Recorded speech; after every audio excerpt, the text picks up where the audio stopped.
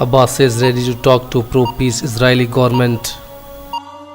Ankara and Moscow are clearing Idlib and Syria of terrorism. Qatari foreign minister to visit Turkey. Car bomb kills 9 in Syria's Raqqa. Syrian NGOs mark Assad regime chemical attacks. Saudi hails US blacklist of Iran's Revolutionary Guards. Libyan government forces retake 2 bases from Haftar. US man planning attack near DC inspired by Daesh.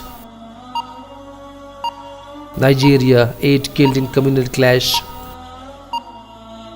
Indonesia jail suspended governor for corruption. Bangladesh seeks US support for Rohingya repatriation. Afghanistan welcomes EU support for peace process.